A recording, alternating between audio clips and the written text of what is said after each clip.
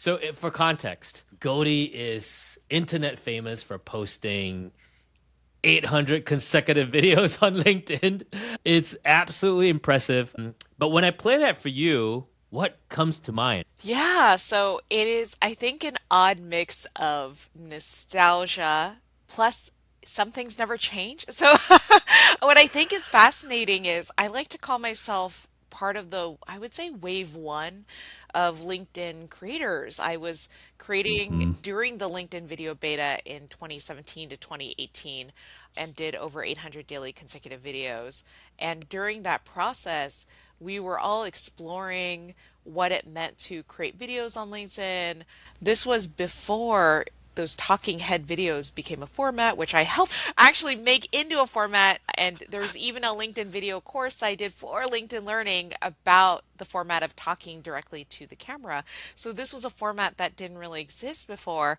And it is so fascinating that I did that video so many years ago.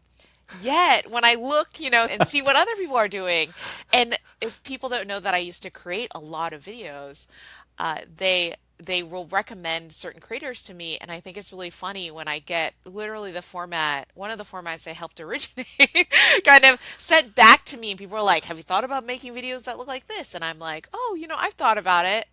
I thought about it." I've done them. Yeah, I don't always like to burst people's bubbles, but it's really interesting to have that format then come back in what I would say a wave two or wave three even, where people are then taking that, putting new technology over that format. But it is at its heart really the same format because I remember back during that time, LinkedIn thought that people would be doing a lot of videos that were whiteboard explainer videos or like really Instructional almost. instructional videos, which you don't really see because I think they just weren't very popular. People love connecting with the human. People love connecting with a story. And of course, that's also why you go onto other platforms like Twitch, you go onto platforms like TikTok, you do YouTube Shorts, and you Mm. see so many of these video formats that are really people talking to the camera, or even,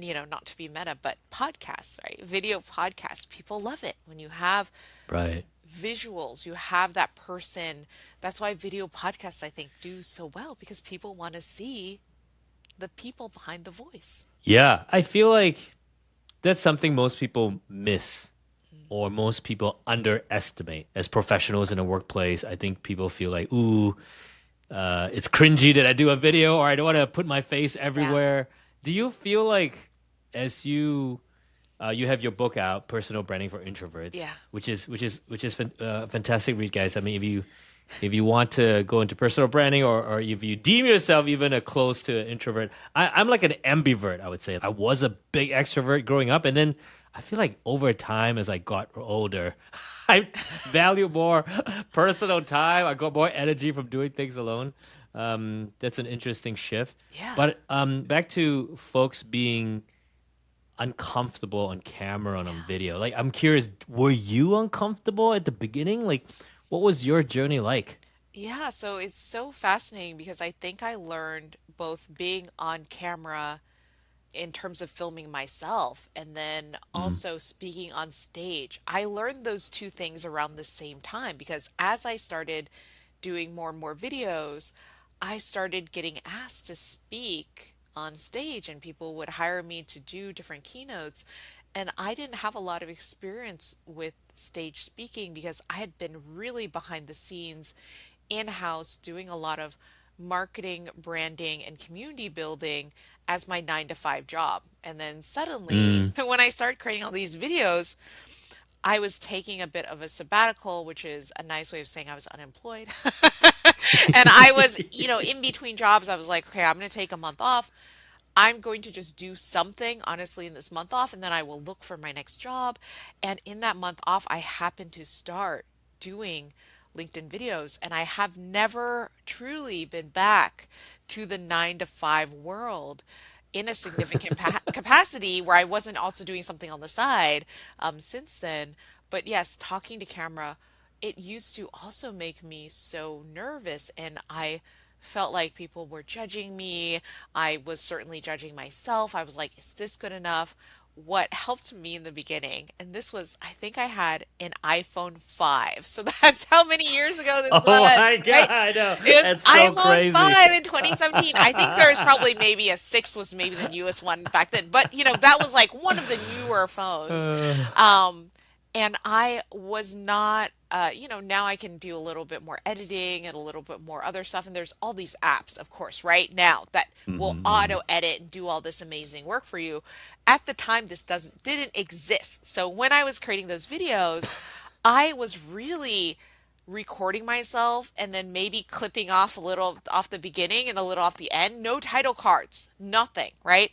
Maybe captioning, that's it. And then I was putting those videos up onto LinkedIn. And by nature of it being really unedited, I was really saying like this is me now. So what you're seeing is truly not me pretending at authenticity or whatnot, but this was Yeah. actually me actually dropping something and then video and then trying to figure out how I cut and then edit so like you see a weird blip. There's no transitions, right? And then later I was learning more editing. So like maybe by video 30 to 50, I was starting to learn how to actually edit. But the first few videos were almost completely unedited. And I think that was helpful because then I couldn't nitpick.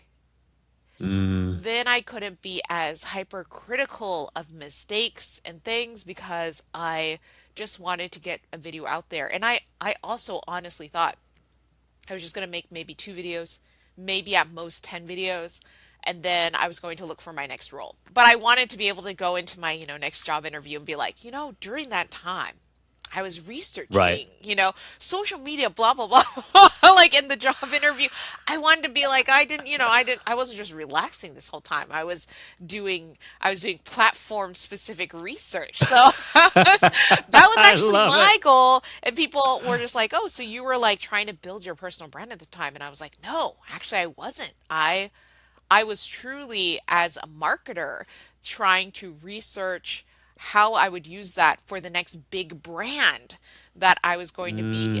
You were Yeah, I was experimenting. You were just experimenting, and I out was like, there. the Yeah. next head of marketing role I get, I will be able to go into that role being like, here's some of the learning lessons I took from doing this silly experiment on a platform that nobody looks at.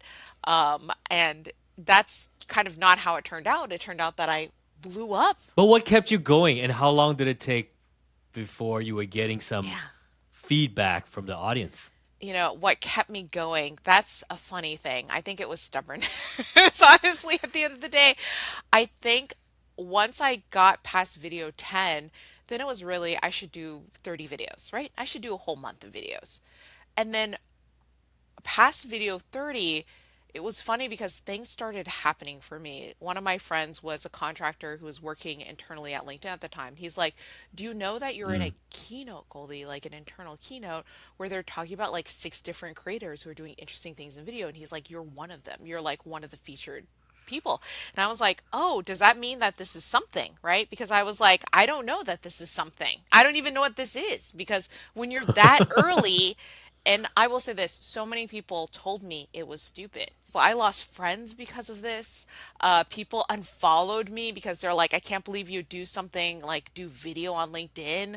You should be doing this on YouTube. But yes, in terms of thinking about why I wanted to keep going or how to keep going, a lot of it was I started just having little bumps of traction. So 30 days in, I was featured in an internal keynote. I want to say 90 days in or so. It was around Halloween for that year. All my friends started texting me and they're like, and I was sick on Halloween day, it just happens. And they were texting me, they're like, you need to go on LinkedIn. And I was like, I know, I need to upload my daily video. Like, I got it. They're like, no, that's not it. That's not it. Like, you need to go on right now and you need to see what happened. And I was like, what happened? And I log on to LinkedIn, and the head of video has dressed up as me for Halloween. So he got a green wig, and he made a picture frame that at the time LinkedIn Video had a very specific frame for it. So it had a little framer around every LinkedIn video. and he got the little LinkedIn video frame, and he wore got like a little hoodie because it was like I dressed a very specific way at the time, and he like literally cosplayed as me, and he just said thank you to Goldie Chan and all the other LinkedIn creators, and I was the only person who got that shout out. And then, at that time I was like, oh, now I really feel like, well, the moment you're a Halloween costume, I feel like, oh, is this actually something? You've made it. You've made it. That's it. Because of that, I kept going and I kept going for 2 years, which, if you think about it, is a My really, gosh. really long time. So, really, by the time 2019, hit, I was fully burned out. I'll be honest. I was so done with making daily videos because 95% of those I filmed myself, I edited myself, I That was a lot of work. uploaded. There was no auto uploading because the social media scheduling platforms hadn't caught up with it yet. They didn't Hmm. think it was a priority. There were so few people doing it. So I was manually uploading probably 98 to 99% of all those videos. Maybe even 100%. I don't even remember anymore. That was like such a fascinating time for me personally because I think once I got past the 365 days, I was like, is this just my life? From now on, do I have to keep going forever? And thinking back on it, I would have probably built out a better team around me to do more automation. But I think Mm, that's why my audience really resonated because they knew I wasn't automating. There was no automation. yeah. It wasn't auto editing. And I think my audience really was like, okay, Goldie's the one actually telling this story. And I think now you can put together these wildly glossy videos so Hmm. fast that don't have you in it. And you can churn out like hundreds of those videos in a single day with zero people. But how well do those videos do? Sometimes they do really well, right? Sometimes they do really, really well. But also, sometimes you have the people who do those really unedited videos still, and they do really well too. And I think that shouldn't surprise people. As I listen to your story, there is definitely something about being there early and standing out, right? I mean, like you said, I think you're definitely like the OG of video and LinkedIn. I mean, it's only in the past, what, year and a half, 2 years where Yeah. there's a specific tab for video feeds and they're really promoting and trying to get people doing video. I know there's a lot of people doing video now. I feel like Yeah. it'll probably not be the same today No. because then you're just one out of the thousands and thousands of people making video though. And you did that early on. So I think that's incredible. And then the other thing is from a personal brand and recognition perspective, Goldie, like you having the green hair, like just immediately recognizing you and the ability to do a costume or cosplay of you, which is an interesting bar. If you think about image and personal brand, is Yeah. important because then you're memorable. Yeah, I think it was helpful that I was visually memorable and that there were so many other, I want to say, creators who were in that first round with me. And to be fair, most of them don't create at all on LinkedIn anymore. They created for the Mm, first 2 months, 3 months, maybe even the first 6 months, and then they completely stopped and they don't do it anymore, mm. or they switched to written. And I don't create daily anymore. I'll say this, I also went through cancer in Oof. 2022.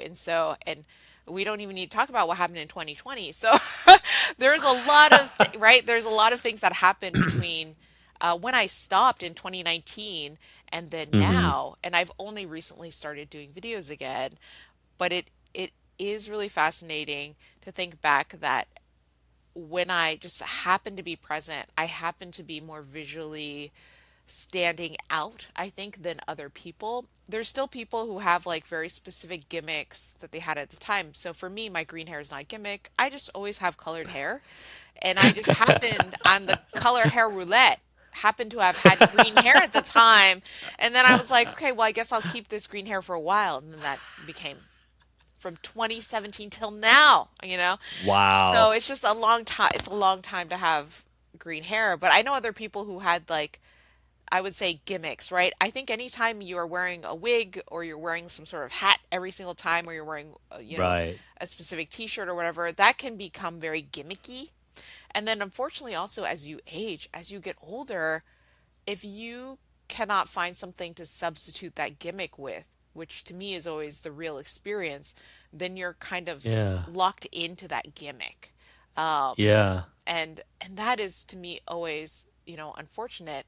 And I will say this, I do feel thankful that if I tomorrow were to change my hair color back to orange, the natural hair color, no, back to, my brown black, Chinese roots, my hair color, that I would still be able to be gainfully employed because my work doesn't come from my gimmick, right? My work comes Right. from my years of experience advising and doing personal branding and writing and doing all these other very concrete things. That's always what I advise people to is, it's very easy to also look at a platform like TikTok and think like, I need a quick gimmick and then I will have that gimmick. But I advise you that sometimes when you age, you will age out of that gimmick and then it's hard because then you're still doing that gimmick years and years and years later.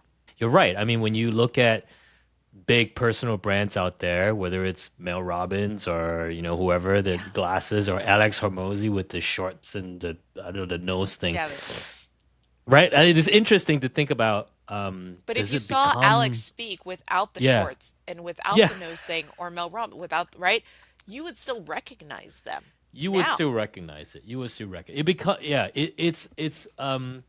It's a way to like trigger, I think, memories or at least some quick recognition. But yeah, without that, absolutely. But I think what you're saying is, Goldie, like, don't let that thing take over your You. brand and become the thing that people, right, that Yes, people look don't forward let that to. thing take over your entire brand and tie your brand Yeah. so closely to it that you can't do anything. Because I will say this also, for better or for worse, when I went through my cancer journey, I lost all my hair. So there was a period of time when I had actually no hair. And I could have worn a green wig during that time, and I could have said I'm holding on to this for dear life, but I just let that be a graceful period where I went through my bald phase. I had the very short hair and then I had like very short hair because it was growing back in.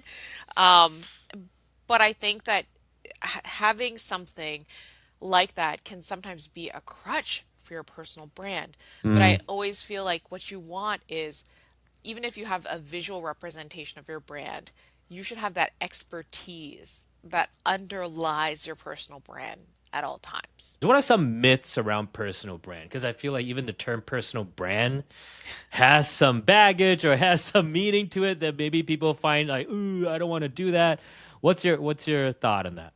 Well, I think that people think a personal brand is someone being loud and obnoxious, and just like I'm out there all the time. You have to listen to me and the shouting and the screaming. And Mm. that's why I wanted to specifically do a book on personal branding for introverts because I think that introverts, and I myself am an introvert, introverts can have a really indelible personal brand, a really memorable personal brand. The number one question that I always get is, what is a personal brand versus reputation? And the way I Mm. like to answer that is, reputation is the story that people tell when you're not in the room, and personal brand is the story that you tell when you are in the room. So one you have really direct control over, and the other one you can influence with your personal brand. And we're on the Influence Anyone podcast. So, I think whenever we're thinking about influence, we want to be able to curate our own personal brand because then that influences our general reputation, right, in the real world and also in our work in our career. Okay, hold on. I want to sit with that for a second because Goldie said one of the most useful lines in this entire episode. Reputation is the story people tell about you when you're not in the room. Personal brand, what I actually like to call your authority, is the story you tell when you are in the room. And here's why that split matters. Behavioral science has a name for this. It's called the availability heuristic.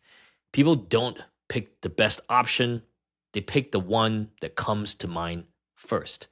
And if you're not remembered, you're not even being considered. This is part of my influence flywheel, which is first they got to see you, then they got to remember you, then they got to trust you. And what Goldie just described is the remember and the trust part. You don't get to control your reputation directly.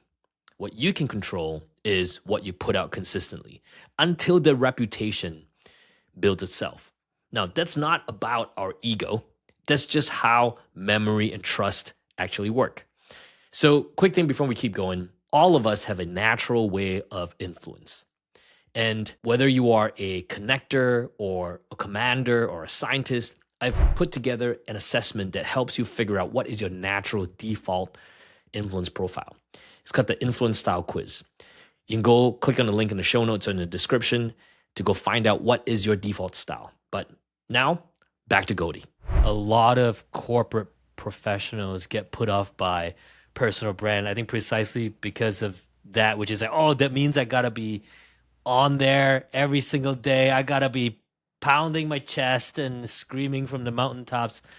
And I agree. I mean, it's not about that. I mean, some people do that because that's just what they do. Yeah. But it doesn't mean you have to do that in order to influence people. So the other thing I think has baggage too and myths around is introvert, like introversion Yes. on itself, right? Yes. So you just talked about introverts, can be loud. It doesn't mean you're not loud. So talk to me more about how you think about introversion, what it allows or doesn't allow people to do because of that label. So I think that introversion has such a bad reputation because people think an introvert is always going to be the most quiet person in the room. It's going to be the person that can't contribute because they're so freaked out by existing. And that, of course, is not true. I don't know if you're familiar with Chris Do. He's one of my friends, and he gives me a great quote in my book in a section that is funny. Independently, I wanted to write about loud introverts. And then I remembered my friend Chris, he talks about loud introverts. So we had this like little chat, he and I, actually on his podcast, about being a really loud introvert, which to me is somebody that when you're passionate about Yeah. what you care about, you can be a loud introvert, but you can still be an introvert. And I love a non-classic definition of introvert. I have a more classic one in my book, but the non-classic version of an introvert that I think resonates with so many introverts I talk to is an introvert is someone where, okay, I am at a party. I am talking to a stranger who's the most interesting person in the room. We have everything in common. They're so cool. Yet over time, I just feel my battery deeply. I feel my introvert battery, my internal battery, just energy level goes down and down and down. Versus if you ask a pure extrovert, how they will feel during that time. They will say, "Oh my gosh, of course my battery will go up and up and up. I'll get so excited. I'll get more amped up. I can go then 12 hours of talking." Versus the introvert, even if that person is the most exciting, wonderful person in the world, an introvert battery just steadily goes down over time. And I think that to me is the best way to describe introverts. It's just your energy comes from a different place. So even if you are happy to be there, you're excited to be out and socializing, you may just not get energy from that interaction. Right. Yeah. I do feel like it is a spectrum, right? I feel like it's not Yes, it's of either course a this or spectrum. that. It's a spectrum. So, and that's why I talked about how, I think when I was younger, if talking to people will get Yeah. my energy up and up and up. Yeah. And then over time, it's only the people that share values that I connect to. There's a great vibe going on. My energy goes up. Other than that, if there's someone there that I can chat with and we're having sort of a good time, but not that vibe or connection, my energy will drop. Yeah. And I'll be like, all right, I need to be done. I need to recharge. Sometimes the quietness is just listening or being reflective, or you're thinking about something else, or you're just, I think it's helpful to think that when introverts are quiet, it isn't always a sign of disrespect or that they're not, Mm. mentally present. Sometimes you're thinking about the next thing, or you're processing what the person said to you. I do think that's one of the great introvert superpowers, is being a really good listener and also somebody who can analyze and strategize. There's a bunch of examples in your book about folks out there. Chris obviously is one. There are a lot of other Yeah. leaders that have strong personal brands that are Yes. introverts. So if I am, let's say, a corporate professional and I say, all Yes. right, Goldie, I'm getting interested in what you're talking about, but I still have to put myself out there. Yes. I don't know if I can do that. I don't know how I should do it. What are the things that someone like that could go through? Like, what are the steps? Are there steps that you would take people through? Yeah, so I think whenever you are thinking about personal branding, and this is true if you're an introvert or extrovert, I like to always start with the basics because, and I just love Legos. So you can't build, a giant Lego ship without starting with your first Lego block. And that's the same thing is true with your personal brand. So it's very hard to build a personal brand without the basics. And the basics of that, to me, is starting with first of all, what are the keywords of your personal brand? If you think about a wagon wheel, like a wooden wagon wheel, what is the hub? What is the center of that personal brand? How do you want to be Mm, known? And I do this exercise, it's called hard keywords and soft keywords. Hard keywords being mm, nouns or job functions, and then soft keywords being adjectives. So that might be that you are a warm and witty podcast host, right? That's how you want to be known. You want to simplify down as much as possible because I bet we have all been at, party or at a corporate event or at work where somebody introduces themselves and they start to say five, six different things. So they're like, I'm a product manager, but also I train horses on the side, but also I love to hike, and also, my wife and I own a baking business and blah blah blah, right? And honestly, by the time you hit the fourth thing, I can't remember that anymore, right? I think we all have little, like tiny little brains these days, remembering lots of details. So we want to always hone in and focus what the keywords are for our personal brand so we can filter a lot through that. And then on the other side of that, when you know the who, as in who you are, then it's helpful to also know another who, which is who do you want to talk to? The demographic. Are you trying to speak to your peers, people who maybe have the same job function as you or are at the same level as you? Are you trying to speak to people who are at a level above you? So those are prospective clients, or that's your boss, or prospective bosses, or if you are internal at a company, and you're on that highest level, because I've advised C-level executives that maybe that's the board, but maybe you're not that high up. So mm-hmm, maybe for you, that's your director and your manager, right? So it's those are the people above you, and then right below that middle level is general audience. So on something like this podcast, that would be all the listeners who listen to the podcast. So it's helpful to also know what kind of general audience do you want to speak to? And from just those two, answering those two simple questions first, you actually are so well on your way to having a more focused and thoughtful personal brand. Because I also like to say, these days we all exist more or less on the internet. We all have some sort of social presence on at least one platform. And because of mm-hmm. that, when we say apply for a job, HR can look on Instagram or Facebook if you're older or TikTok or LinkedIn. They can look at these platforms and they can see what you've been posting because also most people never think to private their profiles, but also most people don't think to curate their profiles. So I think curation is also incredibly helpful and important. And also, I'm actually not a big put it on private person. I'm a big Mm. proponent of never post it if you think it'll get you in trouble. That's so true. I mean, in today's world, if you're gonna put it out there, it's a digital record, right? That's gonna be there forever, no matter what. I totally agree. With regards to the who you are, I love that the soft keywords and the hard keywords.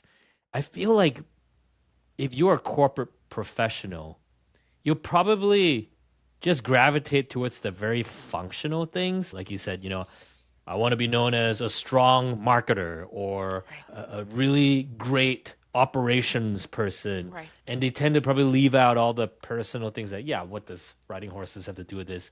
Nope. What does Right. what does Right. pottery have to do with this? Nope, Right. not put it Right. in. And you're saying that's actually good because you're actually focused on I who you think want to it is be. so Yeah. helpful to, especially in work, in the workplace, I think it's actually Mm-hmm. helpful to narrow down. However, Mm, now I'm going to contradict myself. That being said, I think it's helpful to have your main personal brand that you want to be an analytical. I don't know. I always do product manager. This is how you know I grew up in the Bay Area. But grew up in the Bay Area in Right, tech, right? Everybody. right, I feel like if right, you're in the Bay Area, you do this, and everybody's a product manager, product project, right? right. One of the two PMs. Yes, one of the two. One of the two. That's the only job function I think exists in the Bay Area.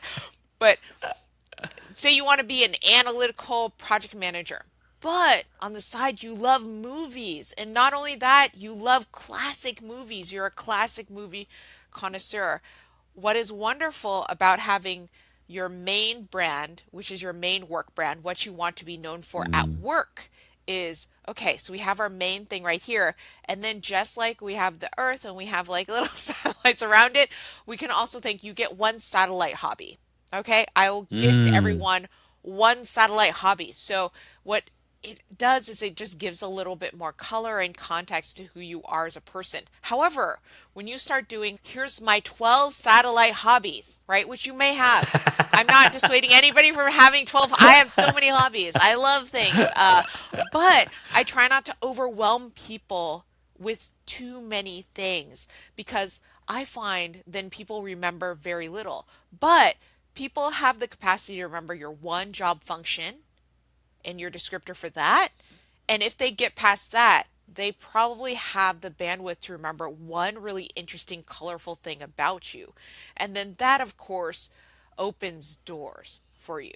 So if you are somebody that, for example, loves to play board games and organizing a board game, day at work, that's like a wonderful way to meet new people. That's not directly your job function, but is a great way to be just known. But it's helpful for people to narrow down so you become more memorable.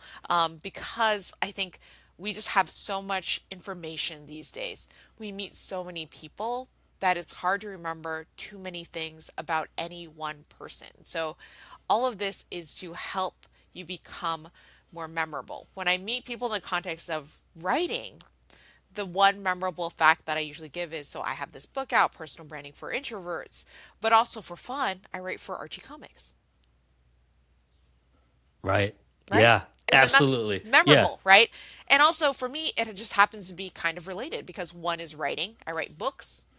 And I used to write for Forbes. So when I was writing for Forbes, then I'd say, oh, in addition, I like write this, right? But for me, I write books, and then on the side, I write Archie comics. And people are like, oh, that's like really easy for people to remember. There's so many themes here. I mean, memorability, in my mind, is core to brand because Right. in the end, you need to have those memories, and memories are the things that, when triggered, influences somebody to say, "Oh, I want to work with this person," Yes. or "I don't want to work with that person." Yes. And if you're not remembered, then you're not even considered in the You're first not even place. in play. So I think that's key. Yeah, right. Exactly. You're not even Yeah. at play. The other thing I think is super interesting. It reminds me of a conversation I had with Jay Klaus of Creator Science.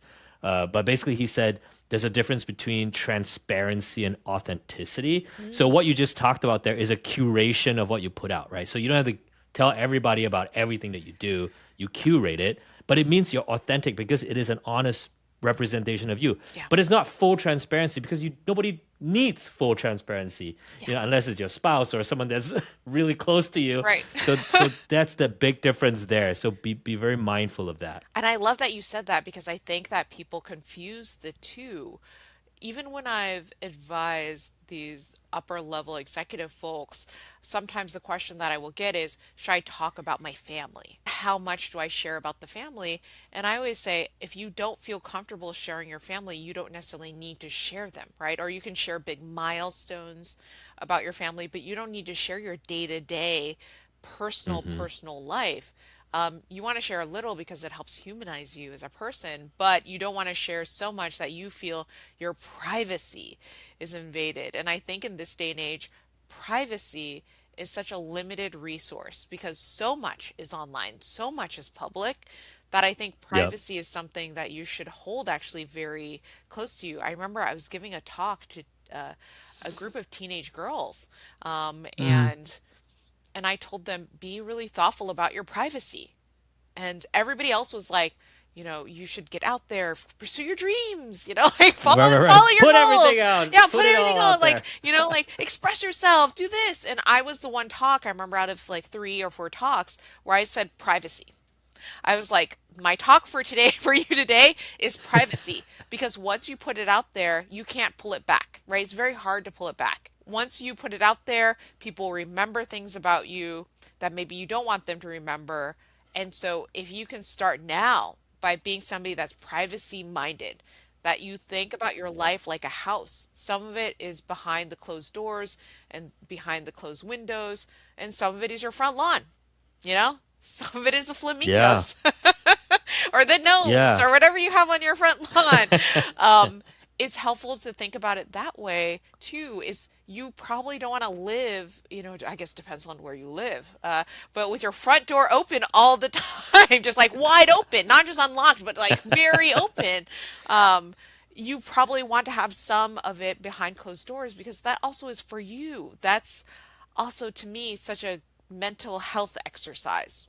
I think that means a lot, especially for people or generations that grew up with social media and sharing, and that's like the default mode, right? I think for Gen X's or like older folks, it's like the default is like, no, we don't share. Especially I don't know Asian families, like no, it's like it's Yeah, we gotta have a whole podcast on. yeah, I actually I just know. spoke to an Asian audience yesterday about personal branding. The first thing I talked about was like, okay, who here is a child of immigrants or an immigrant yourself? And then every room, every hand in the room went up. And then I was like, okay, just from my own personal experience, were you ever told to be quiet or you have to be respectful to your elders? You need to not talk so loud, you know, you shouldn't be, Oh you yeah, should be seen and not heard, I think is like a common phrase that people right. use sometimes I hear with my Caucasian friends, and I like to say in Asian households, especially in East Asian households, it's you're not seen and not heard. No perception, right? They don't want anything. Blend in, Blend just in. They want you blend to in. blend in completely. Yeah, And yeah, because of yeah. that, it then becomes really hard to build a personal brand because you Right. think, I don't want to rock the boat. I don't want to be offensive. I don't want to talk over elders. I don't want to do any of that stuff that feels culturally not aligned. And I had to unlearn, I'm sure maybe you feel the same way. I had to unlearn a bunch of that about talking up in meetings and like about advocating for myself at work and in contract negotiations and all these other things. These were all things I had to learn because culturally I wasn't taught these things. Before we go on any further, I want to pause here for a second because Goldie just sort of mentioned something that's really important, which is really the root of what I call the invisible expert problem. One of the reasons why experts stay invisible is because of two factors in our behaviors that hurt us. One is from a evolutionary perspective, we are wired to belong. So in the past, if you are sticking out, if you are gaining attention, you actually might be the one that's picked off by a lion or a predator in the wild. And if you are not following the norms of your tribe, you also might be exiled, which also results in your death. The problem is people have a default sort of state of mind, which is if anything doesn't stick out, we're not going to focus on it. If everything stays the same, if there's nothing different, if there's nothing exciting, it's just going to be part of the noise. So you can see how this affects us. As an expert, if you are just staying within industry jargon, you're not doing anything different, you are sticking within your tribe, you're never going to be noticed. And so that's a core part of why it is really, really wired in us to stay forgettable, to stay invisible as an expert. And that's why I have a live masterclass that talks about the invisible expert problem. Go click on the link in the show notes or in the description, and you'll find a way to register for this free event. But now, let's get back to Goldie. I may be lucky or unlucky in that way. My dad is just loud. So, like, my family is I super love that loud. though. That's So great. it's just like, yeah, it's Yeah. super loud. So, none of that. I was going to say you probably don't have any problem ordering dim sum. Right. You're The just dim like sum out cart there, rolls hands around and your raising. family has no problem. You're like, you're getting all the Oh, good yeah. stuff. Yeah. It's stopping at my Yeah, table. It's stop. Yeah, you're stopping at my yeah, you table. got all the fresh ones. That's right. That's right. But you're so right. I think it's good to understand like the default mode, whatever it is, right? Whether it's generations or culturally, what are the things that's stopping you, from being out there? Because I think it comes back to if you're not remembered, then you can't be considered. So you Right. have to put put something out there so people can remember you. So once we understand, all right, Goldie, we sort of understand who I want to be, who are the people I want to talk to and influence. Now what? What do we do now? Yeah, so once we narrow down on the most basic of building blocks, which is who we are and who we want to talk to, right? And everything, of course, is ends up being like who, what, where, when, why. And I haven't even gone over the why part because that's an entire podcast, which is why do you want to have a personal brand? Why do you want In to the stand first out in the place, first yeah. place?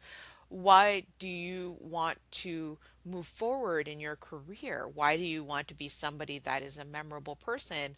All of that, of course, is tied to whatever your goals are at work. And most people I meet, and that's actually, not everyone, most people that I meet want to move ahead in their careers, whether that's Mm, internally at a company or if they're an entrepreneur or working independently that's growing their business. So one of the two, mm, right?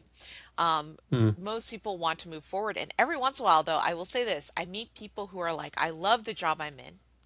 I want to stay in this role forever. I have no interest in moving forward in my career. And for them, it doesn't always make sense, quite frankly, to build out a personal brand because they feel very safe and secure in that role. I will say though, with the way the economy is going, it's Yeah. hard to have that kind of dependency that people had in the 1950s, where you could have the Hmm. same job for a decade plus, Right, and right. you could That use many decades. and you retired and you had the pension and all that, and it's very hard to find those roles now. That being said, most people are like, yes, no, of course I want to, move ahead in my career or be more layoff proof. And that to me is always a solid why that can underline a personal brand. Goldie, I'm super curious. Are there folks where you have said or counseled and said, yeah, you don't need to, or maybe you shouldn't build a personal brand? I mean, has there ever been? There's somebody that I reference in my book who's a really close friend of mine. And she's fascinating because she doesn't need a personal brand around her work because her work is 100% referral based. There's only 6 people in the world that have her specific skill set, and it's medical based. And it is, Good position to be in. good position to be in, and it's incredibly like to be able to do her job, not only do you need years of practical experience, but you also need the Mm, training, you need the schooling, you need all this. So to become even competitive with her, somebody that starts today is already several years behind her. So it's really hard to compete with her and the other 4 or 5 people that she competes directly with. But whenever she wants a job, she really just says, okay, I'm looking for a new job. And she puts it out on the Whisper Network, and somebody will call her on the phone. And she does wow. phone interviews with people. And then they will offer her a job in almost any country that she wants to go to. Wow. Because that's how in demand her very specific role is. And that's how she moved from the US to, I'm not going to say where, different country, but she's currently living in that country because she just wanted to move there. And she said, great, I want a different role. So for her, her job, what we usually think about a personal brand being for is not what she Mm, uses it for. However, she is an amazing wine connoisseur and she works with wineries and she works in this alcohol space in a really specific way where it is not her work, but it is her main hobby. And she teaches classes, she's certified, all of these beautiful, amazing things. And she has social media only to talk about the wine stuff, and she mm, doesn't really make money from it. Like, I think occasionally they pay her to like lead some of these, but because she makes all of her money from her job, she does so much training, so much outreach, so many like so much working with the community. She travels around the world doing things around wine because she can. And her personal brand, ironically, is tied to her main hobby. And she has no interest whatsoever in turning that hobby into her work. But so many people Mm. think it's her life's work because she doesn't ever talk Because about, that's all she's known yeah, for. that's all she's known for. People Right. don't even know that she has a job that she does for a living. That's how much she's known for this other thing. And that I always thought was really interesting because at one point we had a conversation, she and I, where she's like, should I try to build out a personal brand for this stuff? And I was like, no, it makes no sense, right? Because if all of your jobs are 100% referral based, you're in a database of six people, they always Yeah. know that you exist. You don't need to have a personal brand because they know who you are. They will track you. I mean, it sounds a little scary, but they will They'll track track you you down down, right, dude? because you are such a rare resource that she is irreplaceable in that context. Versus in the other Yeah. context, there's a lot of people who are experts in, wine and whatnot. And so for her, she builds out a personal brand so she can connect with other experts, so she can promote these webinars and seminars that she gives really in service to the community. So for her, it's always out of a giving back to the community place that she does education and she helps and Yeah. advises and does all that. Unfortunately, most of us, we don't have that. That's not the case, right? We are trying to promote what we're doing for a living as our main thing, but so many of us, there's actually a large subset of people that have their hobby, that fascinating other thing that they do, is the thing that they promote, and that's the thing that they're really curious about and what they're really interested in. Yeah. How do you advise people? Let's say there's someone who is a corporate professional, Yes. maybe they're looking for a job, but also maybe in the future they want to transition to, let's say wine. They want to become A a sommelier. sommelier, right? Yeah. Whatever it is, right? How do you help people that's trying to transition? Like, where should they put their efforts in? How do they make that leap? What should they do? Yeah, so when I think about a really good personal brand, certain things Hmm. should always transfer over. So if you are known as somebody who is very rigorous and analytical product manager, right? Or engineer, right? Or CEO, or like, see how I can put in so many of these other job functions, but you're Sure. rigorous and The analytical, descriptor. the Yeah. Yeah. descriptor, that's when our soft keywords become important because if those keywords are real and true and honest, right? We talked about honesty before, then that should carry through regardless of if it is related to a corporate position or it's Hmm. related to your next thing. You could be a rigorous and analytical wine grower, right? Versus a rigorous and analytical engineer. And while those two roles are incredibly different, you can already imagine in your head that person that would fulfill both roles. And you could probably imagine Right. how they are in those two different settings. So that's why I think it's really, really, really important that when you're thinking about your personal brand and you want to do this exercise, which I give freely to everyone who's listening to this, please do this exercise. When I do this with clients, I actually sit down with them and I'll say, you can't use AI. Using your own brain, using the thing that's up here, right? Can't use your assistant. Um, you have to sit down and give me 20 to 50 keywords in each category, right? 20 to 50 soft keywords, 20 to 50 hard keywords. And this is an incredibly hard exercise. And it's hard on purpose. It's hard on purpose because it gets you actually thinking. Gets you thinking about Hmm. who you are. And the first five keywords are always the easiest, right? Because that's who you are at surface. That's who other people tell you you are. Once you get into 20, it becomes really hard because you start reaching into the outer depths of who you might be and all this like stuff that's maybe brewing in the back of your head.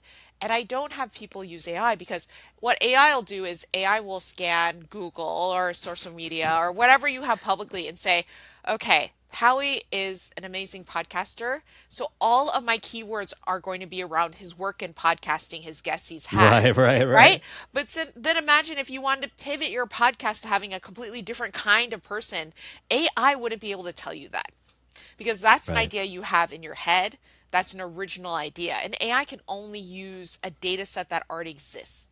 So that's why I think it's really powerful that when you're thinking about your personal brand, especially for the first time, to not immediately drop it into tools and have them do the thinking for you. And before, this used to be the lecture I used to give was like, don't have your assistant give me the list because you need to think about these words yourself, and if I need to sit down with you for 30 minutes, we sit down together and I watch you like a kindergartner do the exercise, so I see you color in your own coloring book, right?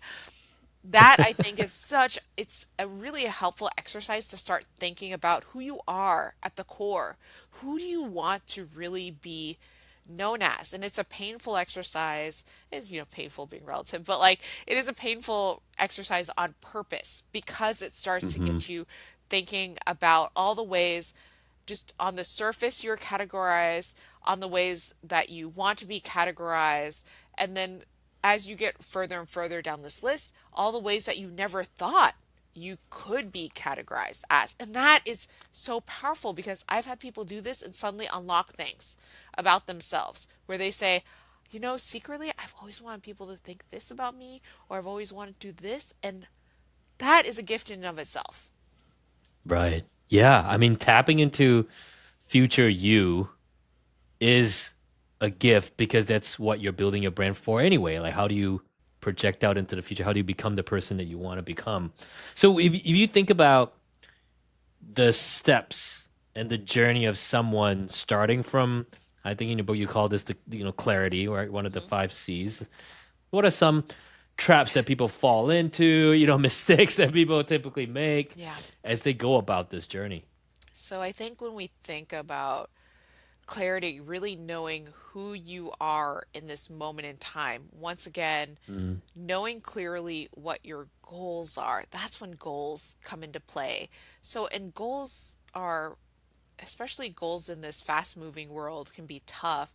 I think saying that you have a 5 year plan right now, that's mm, tough. But you can always say, I have a 1 month goal, right? I have a 3 month, I have a quarterly goal. I think those are really reasonable goals to start setting for yourself, 3 months to 6 months. I honestly dissuade people from even saying a year at this point because things move so quickly that it is hard to have clarity past that 3 to 6 months. So when you're thinking about it, first of all, I like to give it a reasonable time frame to have clarity within. And then when you're also thinking about just who you are in that personal brand, I think one of the big pitfalls that people do is they say, I am this person at this moment in time, and I will never change. That's one of the main mistakes I see people is that they think they will never change, or they want change too quickly, right? The opposite side of the spectrum. Either they're like, I will remain the uh-huh. same person for the next decade, which is of course not true, right? People change all the time, or circumstances change. I've had people who say, I'm never going to get laid off from this job ever. I'm going to stay here forever, and then they get laid off, and they're really Yeah, surprised. you just never And know. you It's never not under your know. You can't control, isn't predict it? those Yeah. things. Or they have like a massive family emergency, or even if we want to talk about the LA fires, right? I had a friend lost her family home and also her studio, which she works out of in the home, and she didn't have a place to work out of for, she had a temporary place the next month, but there was like a whole month where she couldn't do client work because she didn't Mm, have a studio. People, of course, understood, but that was something she didn't account for when she's planning out her goals. But then on the other side, so we have people who are just like, well, things will never change. And then we have people who are like, okay, I have these goals. I'm going to enact them in a month. Within a month, I will have this. I will do this. I will do this. And then what ends up happening is, of course, right? 7 days later, 14 days later, I talk to them. They're so overwhelmed by everything they've signed up for, right? Or if they are somebody who has a lot of a team under them, their team is really overwhelmed by yeah. suddenly all this top-down direction that is unreasonable to enact within a tight time frame.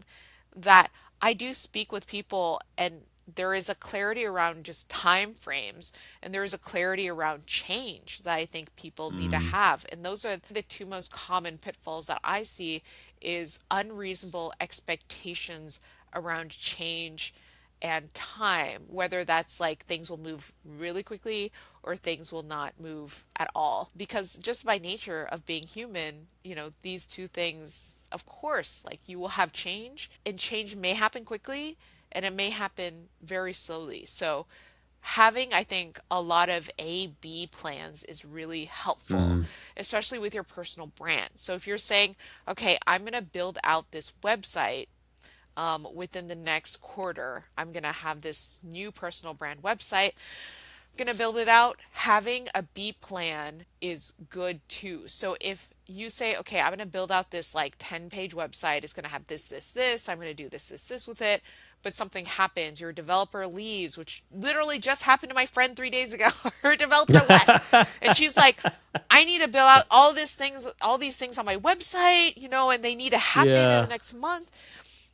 I think being really flexible and having a B plan is good. So I told her, okay, this isn't great, but what if you built out that infrastructure externally first and linked it onto your website? So Mm. use a service that already can do that particular thing that you want to do. And then just for now, just for the next couple months when you need to launch, you can launch publicly with those links that go to the external site, but have a landing page on your site that you can do yourself because that's easy. And then in the meantime, find the new developer and then eventually code it the way you want to code it internally and build that infrastructure, blah, blah, blah. And it's not ideal, but I think being really flexible about also how your personal brand and your personal brand goals come to Mm. fruition is also good because once again, I'll say 2017, 2018, I thought I was going to get my next head of marketing job, and instead I became Right. a contributor for Forbes. And that was not what, That was not planned. that was That not was not in planned. your There are so goals. many things that were Yeah. not planned. I think at one point I was like a global ambassador to WeWork, like, and I currently, at the time I started working with Adobe, these were not even things that I knew were options on the table. Right. But I will say that that is one of the most powerful things about a personal brand, which I'm sure you've how I experienced too, is the more you put yourself out there, the more unexpected opportunities appear for you. Absolutely. I think that's absolutely true. I think what folks might have tougher time now than earlier on in the personal brand movement is the number of channels and platforms Yes. and all these things that exist. So whether you're talking about, oh, Goldie, maybe should I write a book? Or Goldie, should I contribute to an outlet? Or should I be on podcast? Right. There's so many things that people can do to be out there. If giving advice today, how should people think about that? How should people wrap their heads around what should I do first versus what should I do later? What's your advice? Start with one, then build an ecosystem, right? So leave that there. That's the advice. No, but start with one, as in start with one platform first. The greatest mistake I see is people go, got it. I'm going to start a TikTok. Then I'm going to start a Mm. podcast. Then I'm going to start writing on Medium or Beehive or Substack or whatever it is. Then no, I have a LinkedIn now, and then I have this, and then I have this, and they're like, and I'm YouTube, but I started streaming on Twitch for some reason. I'm gonna, I figured out how it's too It's much. It's overwhelming. overwhelming. And I think it's really helpful to start with one. First of all, figure out who your audience actually is. Are you trying to, say, get clients for your business? Or are you trying to reaffirm who you are in your industry vertical? And maybe your industry vertical is automotive and maybe they are all on a particular platform, right? Or maybe you want to meet more people who share your job function and maybe they are specifically in a Discord that is helpful for you to be present in. Start with one. Really master that one. Get really good at that one platform first. Mm. Then build the ecosystem. Then use complementary platforms that can feed into each other. So perhaps you have a newsletter or a blog, and then that feeds into your website, but then that also feeds into your podcast that you do, right? And then from your podcast, you get transcripts that feeds into your blog and like you do an interview. So maybe I remember I interviewed with someone, and what I love about her brand is that she does a weekly podcast, but on top of that weekly podcast, she also does a blog interview with that person. So anybody she Mm. interviews twice. Oh wow. That's too much. But she don't listen to that cadence. If you're listening to this, like that's a once a month situation for most people, or maybe once a quarter.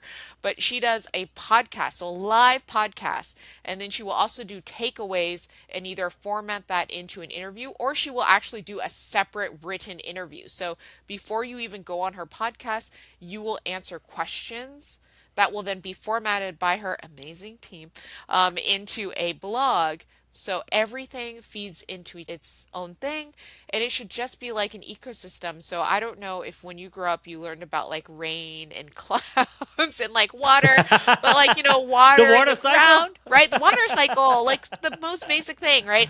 Water, water cycle, water evaporates, it goes up into a cloud, right? Cloud creates raindrops, raindrops come down, water like eventually leaches into like the lakes or the water source. It just is the water cycle. And that's what you want to have with your content. You need a content ecosystem, a content cycle that Mm. feeds into itself. Because if you have too many of these platforms that are like over here, over there, over here, and you're never also recycling content or paraphrasing content, I think that becomes really, really difficult. That being said, I am personally on too many platforms for my own good, but that's because I'm interested in a lot of social media platforms and I just personally find them engaging. But if someone is looking to build it from scratch, I always say, think about what does that ecosystem look like? How can you help feed things in? And there's also so many ways you can feed stuff into each other now, right? You can have scheduling tools that do that for you. You can hire an amazing human that does that for you. You can do it yourself, but like be really thoughtful about like, okay, I'm gonna post this here, here, here. So like, there's so many ways to do this now too. I think especially for corporate professionals where you Yes. have a day job that you're trying to Yes. get everything in, adding this whole craziness of like all these platforms is just going to be too overwhelming. Agreed. Start with one, start with something you're most comfortable in. Just put in the reps. I think that's a good advice to sort of get started in putting yourself out there. The other thing that I hear too, Cody, is not always, but you hear of this tension between, your employer and then your personal sort of brand, right? Yeah. Like, oh, I don't know what I can or cannot say or how it's gonna jive with what my employer Right. brand is.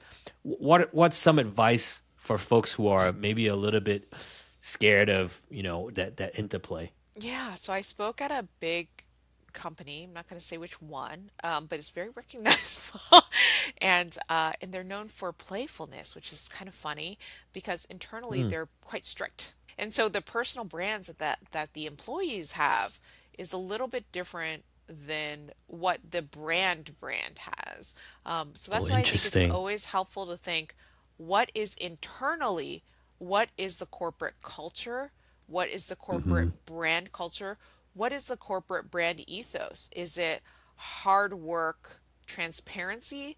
Because if that is the case, then your personal brand also, especially if you're in house at a place that you don't want to leave, your personal brand is best when it reflects some of that element, some of the elements of the corporate culture. So it's always think about the brand of the corporation that you're in or the company that you're in. That's the shell, right?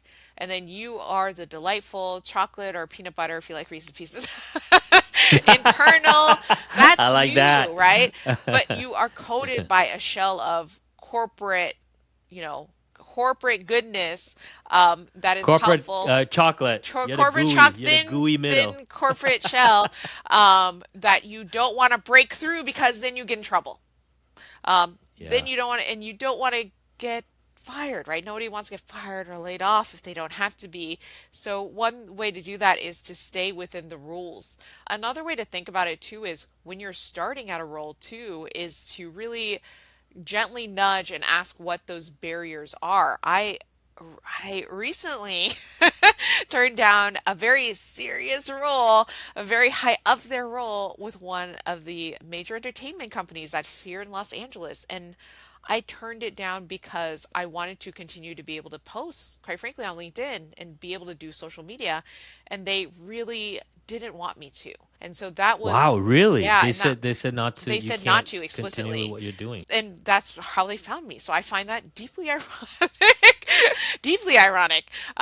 But they said It like, is deeply ironic. Weren't they hiring you for your expertise yeah, they were in hiring me this for that area? expertise on that platform. So What? yeah, and it was, but it was something I wanted to clarify very early on. I said, I'm not going to Uh, give up these things. I'm going to continue to do this. I talk about corporate guidelines all the time. I'm like, all of it will be within corporate guidelines. I will never talk about the company. It's just like very generalized advice and things like that. And they said, we really don't want that. So we really would like it if you just huh. shut everything down, if you take this role. Wow. And I really thought about it honestly, and I don't take these things loosely. When an opportunity comes knocking, I take them very seriously because we're in a time when opportunities don't happen as often. But I ended up turning down that role partially because they were incredibly restrictive and I wouldn't be able to even continue to post on LinkedIn.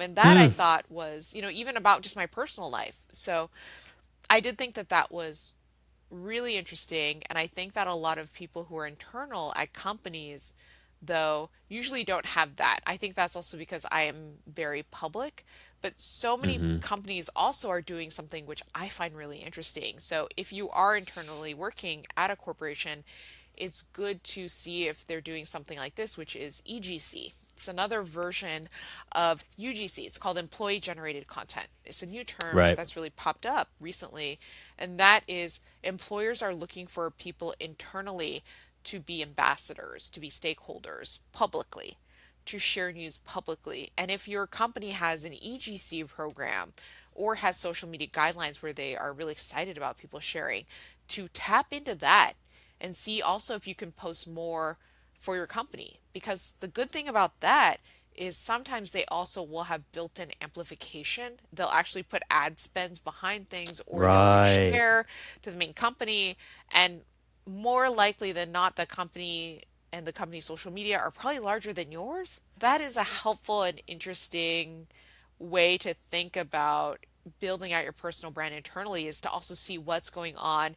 Is the social media team excited about having excited and get approval from the high ups that they really want to post more employee stuff? Can you be part of that group of employees that then, breaks news or shares things publicly? Because that can also help amplify your personal brand and position you as a person with expertise. And if you do feel afraid of posting, there's two schools of thought, of course. One is post first, ask for forgiveness.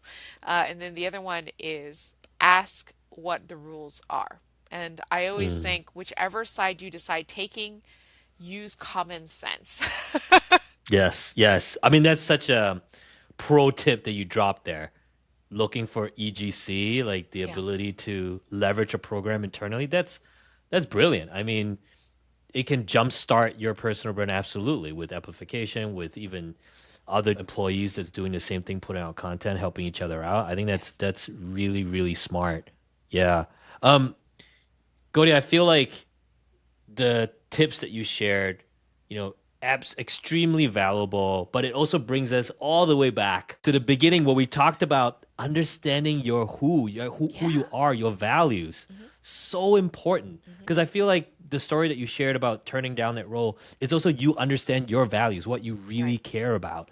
And you saying if you understand what your company's values are and you understand yours, you can put out things that match your company.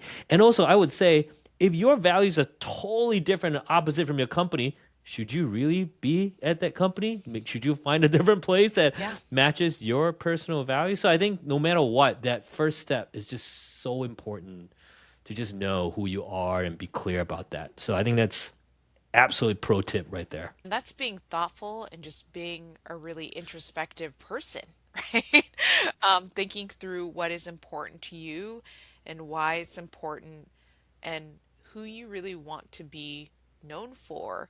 And there is an exercise that I think is mentioned a lot, which is if you could give a talk on any subject for 15 minutes with zero preparation, what would that subject be? And that usually that subject then ends up being either whatever you do for work, or it ends up being something that you're just deeply passionate about that is a side project or is something Right, that that you just hobby. enjoy, that hobby, right? But just kind of going through that exercise too, that's yet another exercise of really thinking through what is important to you. And at the end of the day, personal branding is nothing without the person behind it. So knowing who you are as a person requires introspection, requires actually going a little bit, quite frankly, offline and writing some of these down in on paper. I know it's very old school, but like literally take a notepad out.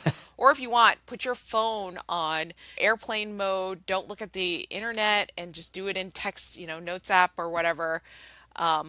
But really not opening up something that is going to let you like search in Google or like ChatGPT or whatever Mm. it, but to really like use your brain and start to think through what at the core, what am I doing and who do I want to be and how does that relate to my career? Thank you, Goldie. You've shared so much today. I thank you, for your time. I have Yes. one last question for you before we hop off. Yes.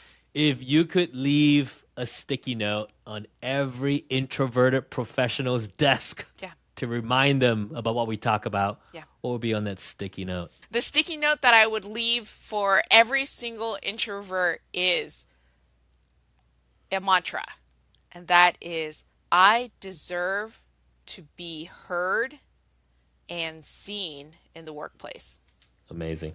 Thank you. Thank you, Goldie, for your time.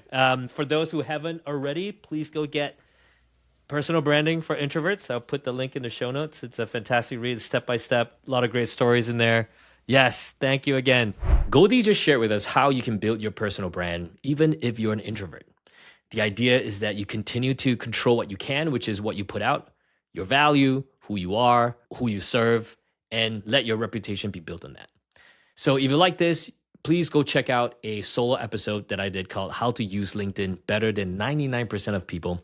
In it, I named the exact mistake that makes smart, capable professionals and experts on LinkedIn feel burned out, stuck, and invisible. And most of them don't even realize they're making this one mistake. I'm also going to share 5 specific tactics that you can use to become more in demand. And so if you're listening to this on a podcast, go check out the episode on April 21st. And if you're on YouTube, go click right here and I'll meet you there.